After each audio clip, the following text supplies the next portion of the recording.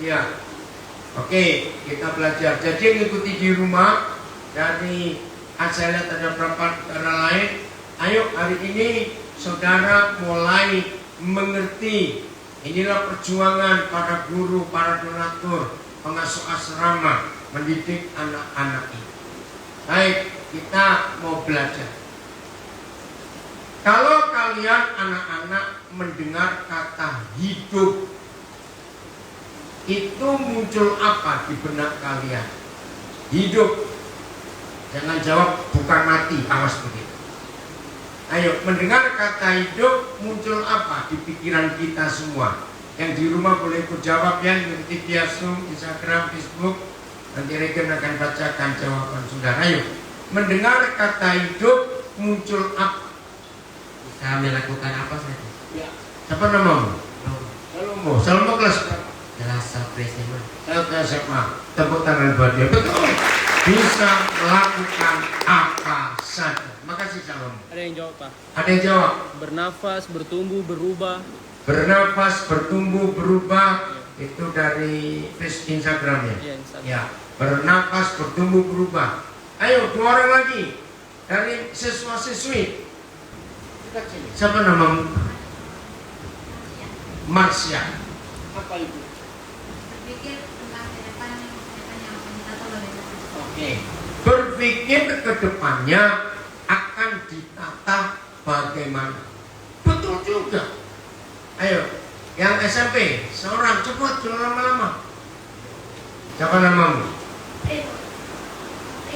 Aprilo. Iya. Apa kata ibu? Saling menolong. Ada lagi? Betul. Tepuk tangan buat Aprilo. Woi, saling menolong. Terima kasih Aprilo. Boleh kembali. Hidup berarti harus ada tujuan. Sebentar, ini ada yang komen. Hidup berarti Harus ada tujuan. Bertumbuh dan berubah. Bertumbuh dan berubah. Berakar dan menjadi berkat. Berakar dan menjadi berkat. Hampir sama seperti April bilang. Saling menolong. Nah, saudara-saudara, siswa-siswi yang diberkati Tuhan, bayangkan hanya dalam satu kata saja, hidup, kita mendapatkan banyak arti. Percaya tidak semua siswa-siswi dan guru-guru, kalau masing-masing kita memikirkan, menemukan kata-kata yang lain, maka kita akan mendapatkan konsep hidup yang sesungguhnya. Betul? Nah, ayo jujur. Dari semua yang sudah kita dengar, apa kata lain atau apa yang muncul di benak kita kalau kita mendengar kata hidup? Nah, coba masing-masing menanyakan, saya sudah seperti itu atau belum? Termasuk mengikuti di rumah. Hidup itu Salomo bilang bisa melakukan apa saja. Dengarkan. Apa saja itu? Apakah harus semua yang baik yang kita bisa lakukan? Jawab dong, coba. Hidup itu bisa melakukan apa saja. Nah, apa saja itu? Apakah selalu yang baik yang bisa manusia lakukan? Jawab cepat. Guru-guru jawab juga. Tidak. Berarti bisa juga melakukan yang jahat. Dengarkan baik-baik kalimat. Apapun yang kita lakukan selama kita masih hidup, berdampak tidak? Ayo jawab cepat semuanya. Berdampak tidak? Berakibat tidak? Nah, dengarkan. Dampaknya apakah selalu ke orang lain? Mana jawabannya? Dampaknya apakah ke orang lain? Lalu kemana? Ke diri sendiri. Oke? Dengarkan. Jadi kalau seseorang itu dalam hidupnya melakukan yang baik. Saya pakai istilah Aprilo, saling tolong menolong. Saya pakai istilah Marsha, apa tadi? Kita dengar, ulangi. Berpikir bagaimana kita menata hidup kita ke depan. Maka kalau kita masing-masing melakukan apa yang saudara sendiri jawab sekarang ini, dampaknya ke orang lain bagaimana? Bisa melakukan apa saja yang baik, ya, saling menolong, lalu menata masa depan. Kira-kira dampaknya untuk diri kita dan untuk orang lain bagus tidak? Bagus. Nah, yang terakhir Maret saya kesini, saya masih ingat cerita karena ada kasus yang mengerikan di Nabi. Coba saya tanya, mudah-mudahan di kemarin nggak ada kejadian itu, mudah-mudahan. Saya belum dengar. Berapa kali kita mendengar di tanah Papua ada orang mabuk, entah naik mobil, nyetir mobil, atau naik motor, mabuk dan nabrak orang yang nggak salah, mungkin lagi jalan, lagi naik motor juga, ditabrak, dan orang itu meninggal. Ada nggak kejadian seperti itu yang kita pernah dengar? Lo jawab ada tidak? Jahat nggak orang seperti itu? Mereka nikmati dosa dengan minum minuman keras itu. Mereka mengakibatkan orang meninggal. Coba bayangkan kalau yang meninggal itu seorang mama yang anaknya masih kecil-kecil. Coba kalau yang meninggal itu seorang bapak yang harus membiayai hidup keluarga. Akhirnya bagaimana keluarga orang yang meninggal? Jawab, bagaimana?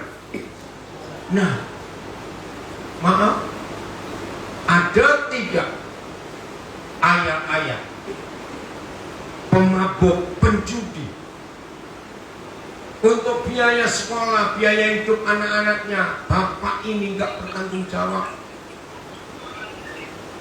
Dia melakukan apa saja semau-maunya untuk dirinya sendiri. Dengan kata-kata yang kita temukan, apa itu hidup? Bisa berbuat apa saja. Apa itu hidup? Saling tolong menolong. Apa itu hidup? Menata masa depan.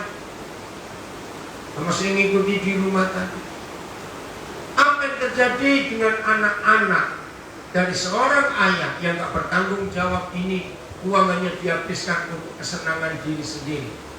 Kira-kira bagaimana masa depan anak-anak? Beliau jawab, kira-kira bagaimana masa depan anak-anak? Tolong jawab. Ya, ayo. Saya minta siswa-siswi kerjasama dengan baik. Kalau saya tanya, kalian jawab. Setuju ya? Jangan diam. Siapa ini? Yang di tengah? Ya, kamu lihat ke sini ya. Saya minta semuanya jawab. Apa yang terjadi pada hidup dan masa depan anak-anak kalau punya ayah hanya taunya mabuk, judi, hanya mencari kesenangan buat diri sendiri? Anak-anak itu bagaimana masa depannya? Maaf, besok kalau kalian sudah lulus, sudah bisa kerja, lalu kalian menikah, jangan lakukan seperti contoh yang tidak baik ini. Setuju? Harus. Korbannya sudah banyak. Pernah mendengar kata koruptor? Apa kata lain koruptor itu?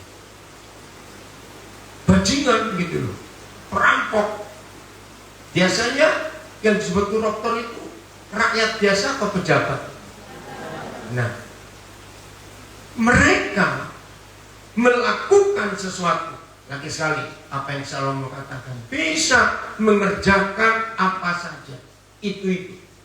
Tapi bajingan-bajingan ini bisa mencuri uang rakyat. Siapa kira yang rugi? Siapa akhirnya yang rugi? Bukan cuma rakyat, dia. Itu yang sering masuk TV. Maaf, malu nggak anak-anaknya koruptor ini?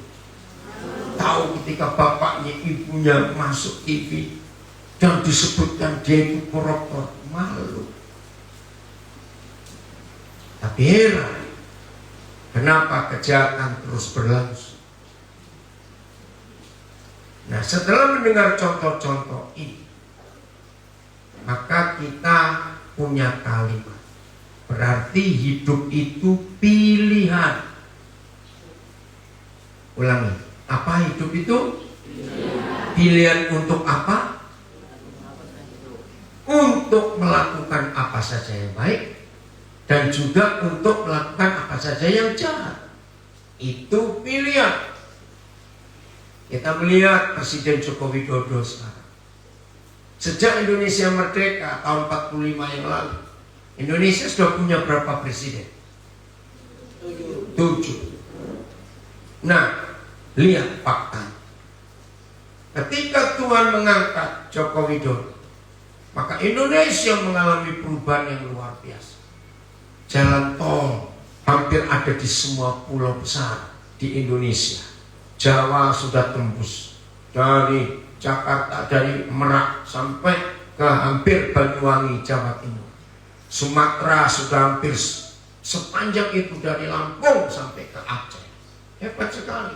Kalimantan sudah punya jalan tol. Sulawesi juga sudah punya. Hebat.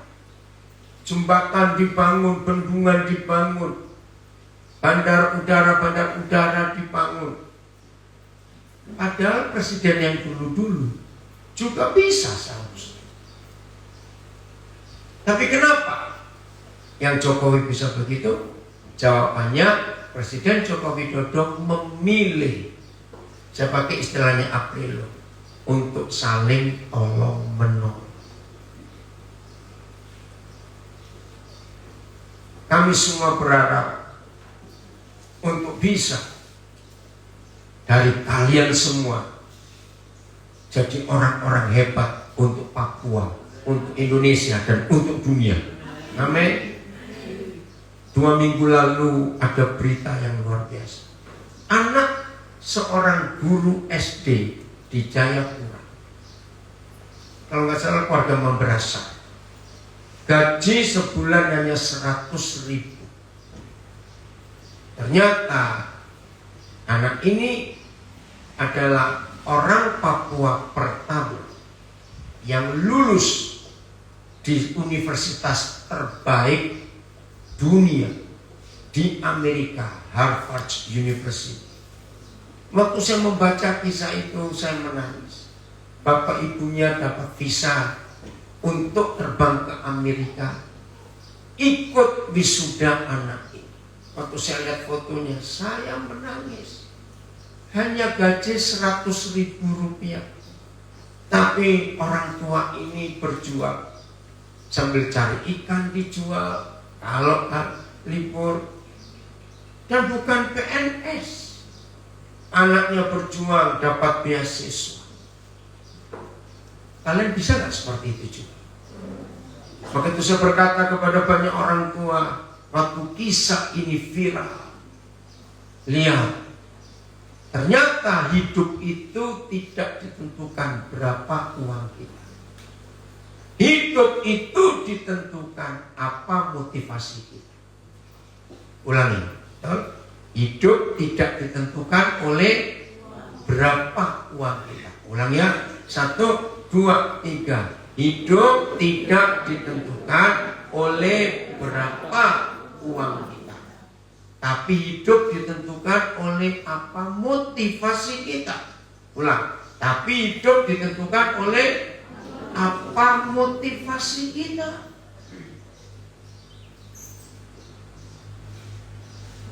Maka itu kita harus tahu hidup tujuannya. Saya ulangi lagi. Jadi hidup itu apa? Pilihan. Ulangi, hidup itu apa? Pilihan. Pilihan untuk apa? Ayo, pilihan untuk melakukan yang baik ataupun yang jahat. Itu pilihan. Nah, segala pilihan kita untuk buat yang baik maupun yang jahat punya dampak enggak? Punya akibat enggak? Ke siapa akibat atau dampak? Ke diri sendiri dan orang lain. Ini harus kita pikirkan selalu. Maaf, saya beri contoh kecil. Lex, papi nggak ngomongin kamu ya. Tapi kalau kamu mau berubah, baik puji. Merokok contohnya. Jangan pernah berkata, aku nggak bisa bebas, nggak bisa lepas rokok. Salah. Sama. Tergantung pilihan orang itu. Betul atau tidak? Semua yang baik maupun yang jahat yang kita lakukan itu karena pilihan. Kenapa kita bisa buat yang baik? Karena memilih hidup yang baik. Kenapa kita bisa buat jahat manusia itu? Karena memilih yang jahat. Nah, jangan suka menyalahkan apa-apa dan jangan suka menyalahkan siapa-siapa kalau ada yang jahat yang terjadi di hidup kita. Semua karena pilihan kita. Termasuk mau sehat atau mau sakit-sakitan. Itu bukan karena vitamin, bukan karena obat-obatan yang kita konsumsi, tidak. Itu juga pilihan. Kalau kita menjaga hidup kita baik-baik, pola istirahat, pola makan, dan sudah ada peraturan semuanya itu, ya, maka pilihan kita mau hidup yang bagaimana. Termasuk, maaf, kalau ada di antara teman-teman kita nggak naik kelas, nggak lulus, patut menyalahkan gurunya, patut menyalahkan teman-temannya. Jadi yang salah. Nah, konsep ini harus ada di hidup kita. Maka itu dalam Markus 7, Tuhan Yesus pernah berkata, catat aja ayatnya, kalian catat. Markus 7, mulai ayat 20 sampai 23. Ya, dikatakan bahwa yang merusak hidup kita, yang menajiskan hidup kita, bukan apa-apa yang dari luar, tapi semua disebabkan apa-apa yang dari dalam kita sendiri. Itu Markus 7 ayat 20 sampai 23. Jadi kita nggak bisa menyalahkan orang lain kalau kita gagal. Itu semua karena kita sendiri yang tidak memilih yang benar. Saya sambil baca. Saya tanya, siapa pernah dengar nama Nelson Mandela? Ayo, ada yang pernah? Ayo, siapa dia? Presiden Afrika Selatan. Afrika Selatan itu negara kulit hitam atau negara kulit putih? Betul? Tapi aneh, beratus-ratus tahun orang kulit putih yang berkuasa di sana, dan sebagian besar mereka jahat. Hampir semua pemerintahan kulit putih selama berapa abad itu, mereka sebagian kejam. Nah, Nelson Mandela waktu itu masih remaja, menjelang umur 20-an. Nelson Mandela orang kulit hitam atau kulit putih? Kulit hitam. Dia melihat ketidakadilan, dia melihat penindasan, maka itu dia buat sesuatu, bukan berontak, nggak pakai kekerasan, tapi Nelson Mandela mengajak generasinya untuk bangkit, bukan melawan. Ini yang luar biasa perjuangannya, tapi menata dirinya supaya mereka bisa setingkat dengan orang kulit putih. Nah, perjuangan ini dihargai oleh dunia internasional. Maaf, lihat di banyak negara termasuk di Papua. Jangan pakai kekerasan, pakai mental, pakai moral yang benar. Setuju? Nah, Nelson Mandela begitu. Nah, ada dua idola saya, pemimpin kulit hitam. Yang kedua adalah Barack Obama. Karena tahu dia presiden negara mana? Amerika. Sama. Sejak masih kecil, kalau neneknya mengantar dia ke sekolah masih SD, ya, setelah pindah dari Jakarta, hampir 3 tahun Barack Obama di Jakarta, lalu dipulangkan ke Amerika karena adik tirinya lahir, maka diasuh oleh nenek. Neneknya orang kulit putih, karena mamanya Barack Obama itu orang kulit putih, tapi bapaknya orang Nigeria, orang Afrika. Jadi Obama seperti kita sering lihat, dia berkulit hitam, rambut keriting. Nah, yang ngeri, hampir tiap hari kalau dia ke sekolah diantar nenek, maka orang-orang kulit putih yang lain ngejek dengan kata-kata, "Hei, ngapain kamu bawa monyet itu ke sekolah?" Jujur, sakit hati enggak dikatakan seperti itu? Loh, jawab, sakit hati tidak? Sakit hati. Nah, jawab. Kalau Barack Obama kecil, sakit hati dan jadi pendendam, kemungkinan dia bisa jadi presiden Amerika enggak? Yang mayoritas orang kulit putih. Kenapa tidak? Jelas tidak bisa. Tapi kenapa? Ayo, kalau dia balas orang-orang mengatakan monyet-monyet itu, pasti dia bisa jadi presiden Amerika, mimpin orang kulit putih sebanyak itu. Ayo, kenapa? Nggak dengar yang kuat? Apa? Iya, karena pilihan. Iya, kenapa? Milih apa Barack Obama? Ayo anak-anak jawab. Milih apa Barack Obama? Mengampuni. Terima kasih Salomo. Sulit atau tidak untuk mengampuni orang-orang kurang ajar itu dengan kata-kata jahat? Sulit atau tidak? Sulit. Nah, saya cari rahasia. Saya baca biografinya. Ternyata neneknya itu seorang anak Tuhan, seorang Kristen yang luar biasa. Tiap malam kalau Obama kecil mau tidur, neneknya membacakan firman, neneknya menceritakan pengampunan, neneknya yang membalut luka dari kata-kata jahat orang-orang itu. Berarti Barack Obama memilih untuk mendengarkan kata-kata neneknya yang adalah firman Tuhan daripada mendengarkan penjahat-penjahat itu yang lain. Dia memilih. Saya kembali ke Nelson Mandela. Akhirnya waktu dia umur 20 sekian, saya lupa, ditangkap oleh pemerintah kulit putih, dimasukkan penjara. Siapa yang tahu dia di penjara berapa tahun? 27 tahun. Lama atau sebentar? Lama.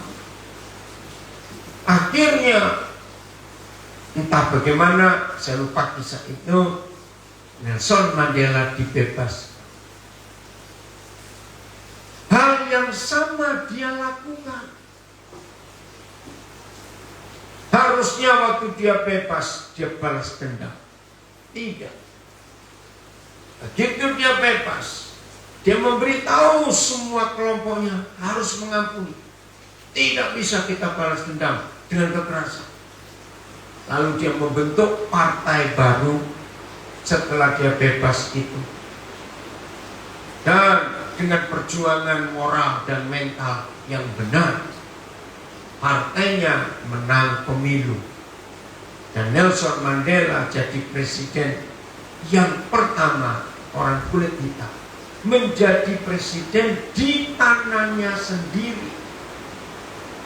Keren nggak kisah ini? Keren tidak? Jadi apa yang kalian anak-anak tadi katakan, apa itu hidup? Pilihan. Apa saja tadi yang Salomo bilang? Bisa melakukan apa saja. Apa yang Narsya bilang tadi? Menata masa depan yang baik. Apa yang Aprilo bilang tadi? Saling menolong.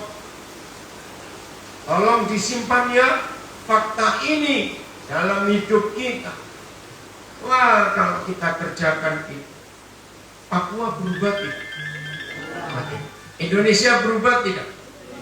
Dunia berubah tidak? Nah, lakukan itu dengan baik. Maaf, banyak nggak terjadi di antara kita. Anak-anak yang dilahirkan pakai fam mamanya. Saya tanya, ada tidak? Ada. Kenapa? Karena free sex. Maaf, karena seks bebas.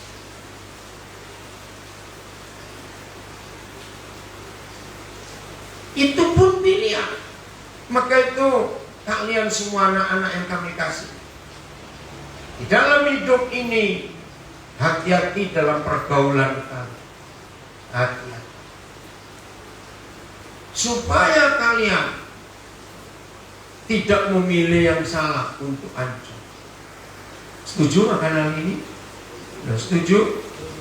Oke. Tadi malam Bapak dengar kisah.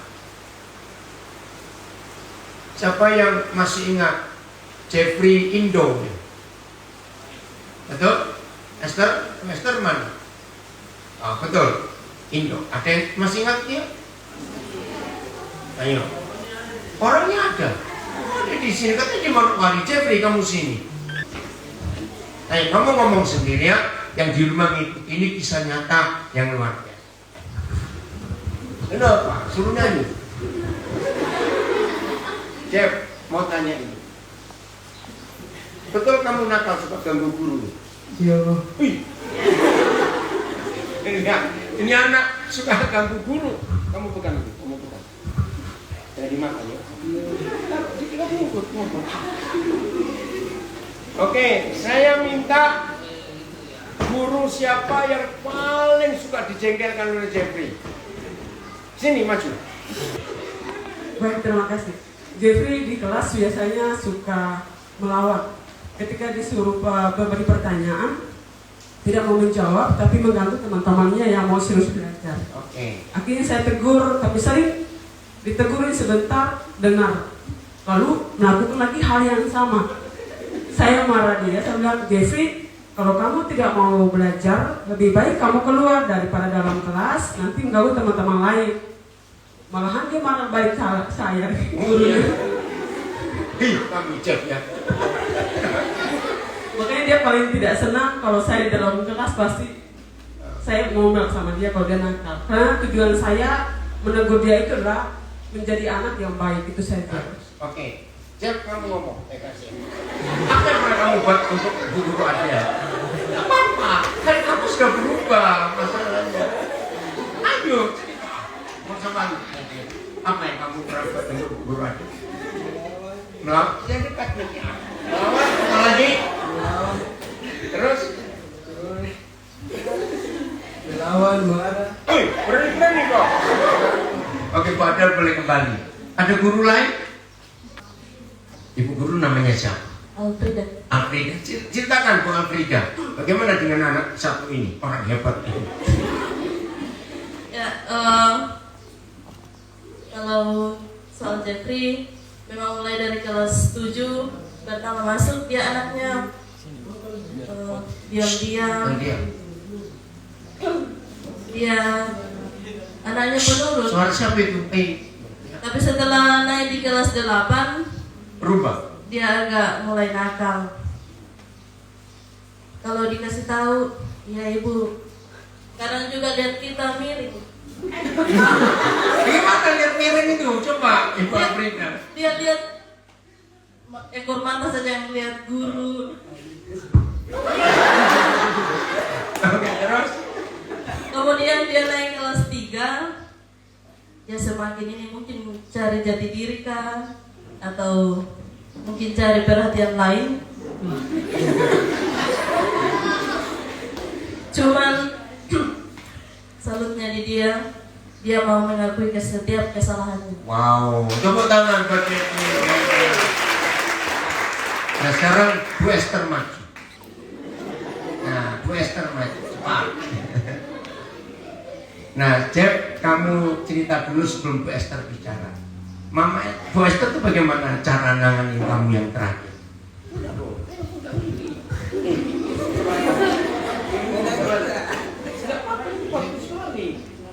Tegur saya dari sana.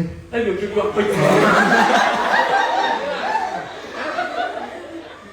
saya. Tegur saya terus. Setelah kita bantu ini, panggil saya ke ruang kita. Ibu tegur saya. Kamu pernah banting bangku? Patah tidak? Oke, sekarang kasih Bu Esther ngomong. Ayo Bu Esther cerita. Ini pengalaman yang luar biasa. Ya, Jeffrey ini memang dari awal masuk memang nakal. Dulu ya, sekarang Ya. tidak tahu. Oke. Terus Sekarang nakal nggak?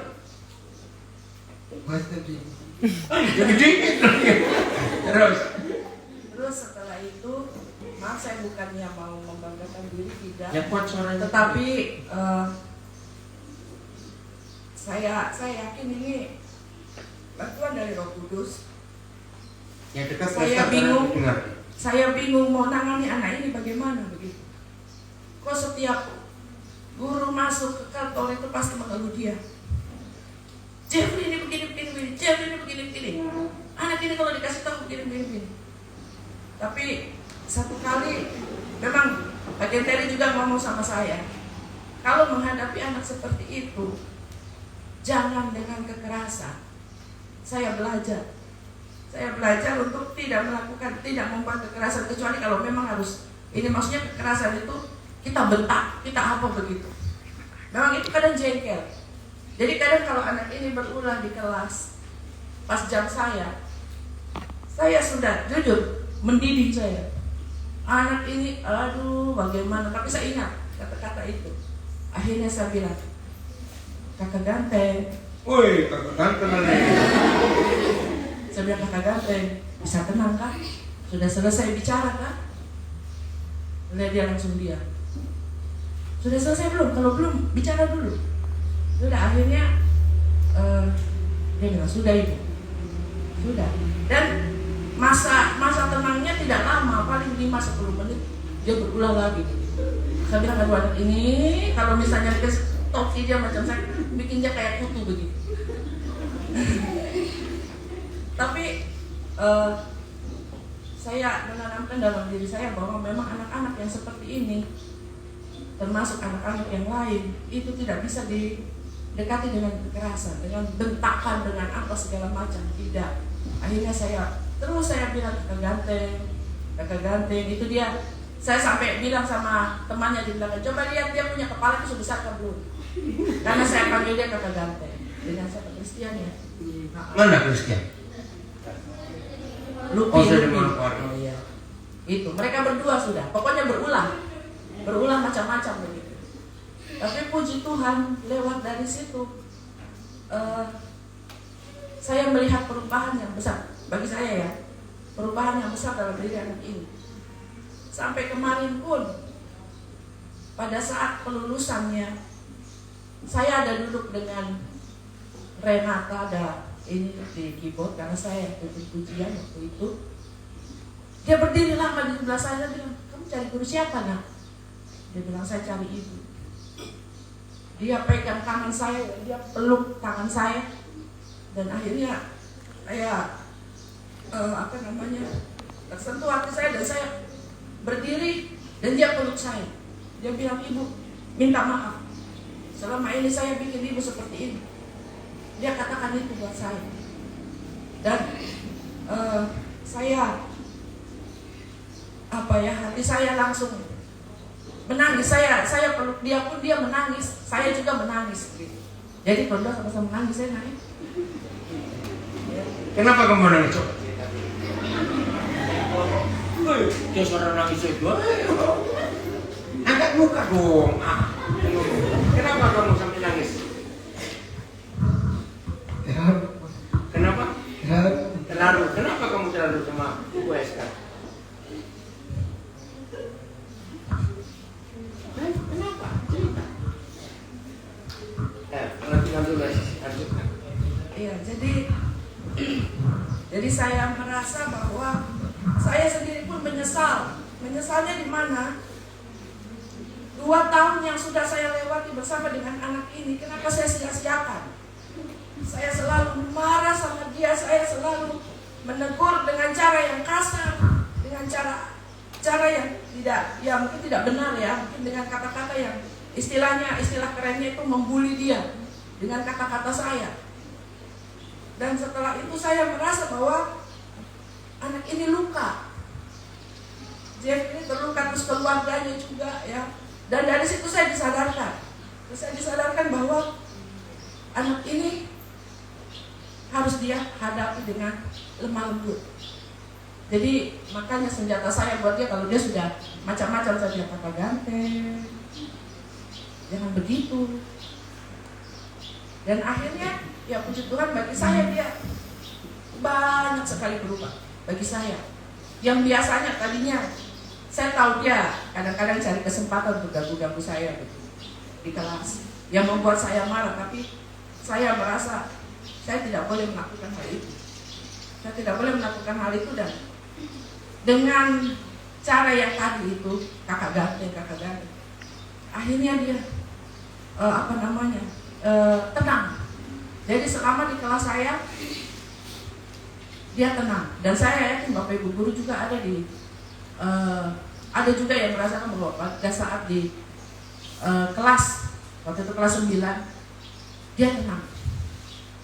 Jadi itu cara saya yang diilhami oleh Roh Kudus melalui Pak Genteri, cara saya menghadapi dia seperti itu. Kalimat yang terakhir dia bilang, kenapa baru ketemu mama itu sekarang itu apa? Ya, itu tidak tahu apakah dia sadar atau tidak, tapi dia mengatakan kenapa saya baru ketemu ibu sekarang. Saya juga tidak tahu. Ya betul, kamu pernah ngomong begitu. Kenapa ngomong begitu?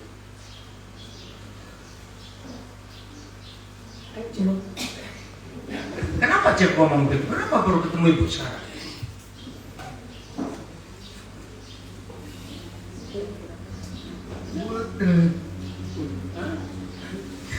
Itu yang kamu rindukan dari kecil ya? Kamu diterima, dihargai, betul? Ya. Sekarang kamu mau sekolah di mana? Manokwari. Di mana? SMA 1. SMA 1. Sudah daftar? Sudah diterima belum? Belum daftar. Belum daftar. Kamu jadi anak lebih baik di sana ya, supaya nama Tuhan dipermuliakan dan nama Mataram ini juga sampai shalom terpadu. Itu dipuji, dikenal oleh orang. Setuju? Sekarang kamu pesan apa ke teman-teman? Ayo ngomong untuk teman-temanmu. Apa? Pesan apa? Bicara dah. Apa nasihatmu untuk teman-temanmu, adik-adikmu ini? Lihat ke depan aja. Kadang-kadang kau begitu, jadi jelek kamu, tidak mau lihat ke depan. Ayo, apa pesanmu untuk adik-adikmu? Pesan apa ke adik-adikmu? Jangan seperti saya. Dengar gak? Jangan seperti saya katanya. Yang dulu ya, bukan yang sekarang toh. Oke, terus? Jangan seperti saya kamu. Apa? Malu. Anak-anak kan nggak tahu malu biasanya. Kenapa malu-malu sekarang Pak? Coba. Pesan apa lagi ke adik-adikmu? Mana itu saja yang mana? Jangan seperti saya. Ayo, dengar ya. Ayo ngomong. Jangan nakal seperti Jeffrey. Semua ngomong. 1, 2, 3. Woi, tepuk tangan. Silakan kembali ke tempat duduk. Ya. Nah, saudara, tentang anak-anak itu ada 3 hal mutlak yang di rumah juga harus tahu. Ya, tentang anak-anak ada 3 hal mutlak.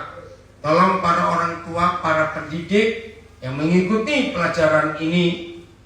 1, tidak ada anak yang buat proposal sebelum dilahirkan untuk minta dilahirkan.